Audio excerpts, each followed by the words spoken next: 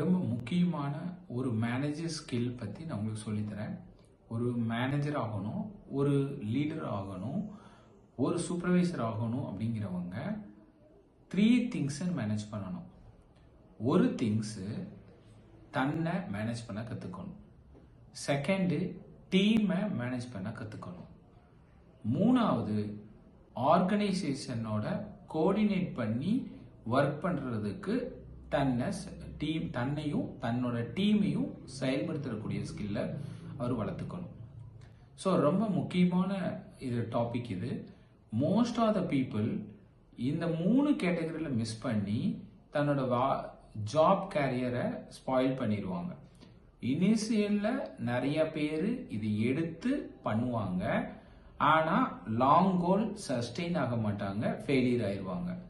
இதனாலேயே அவங்க எல்லாருமே எப்படி ஒர்க் பண்றதுன்னு தெரியாம கன்ஃபியூஸ்டு ஸ்டேஜில் பண்ணிட்டு இருப்பாங்க.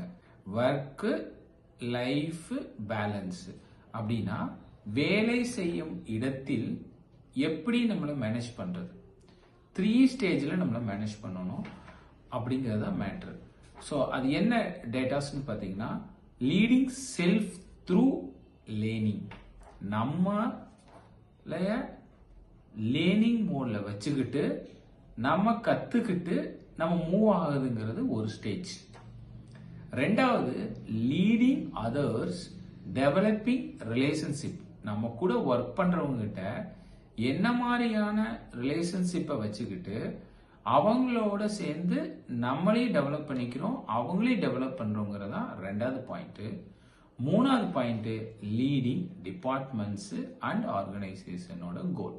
ஸோ இது ரெண்டும் மேட்ச் பண்ணி பண்ணக்கூடியதான் ஒர்க் லைஃப் பேலன்ஸ். ஸோ திரும்ப நான் சொல்றேன், ஒர்க் பண்ணக்கூடிய இடத்துல ஒர்க் லைஃப் பேலன்ஸ் என்ன, எப்படி 3 கேட்டகரியா பிரிச்சு ஒர்க் பண்ணோம்னா நம்ம சக்சஸ் ஆகணுங்கிறத பாயிண்ட். நிறைய பேர் ஒர்க் லைஃப் பேலன்ஸ்னு ஒர்க்கை எப்படி பேலன்ஸ் பண்றது, லைஃப் ஃபேமிலி எப்படி பர்சனலைஸை மேனேஜ் பண்றதுன்னு கன்ஃபியூஸ் பண்ணிக்குவாங்க. ஸோ அதனால தான் நான் தெளிவாக சொல்றேன். ஸோ 3 கேட்டகரியா நம்மளை பிரிச்சுட்டோம்.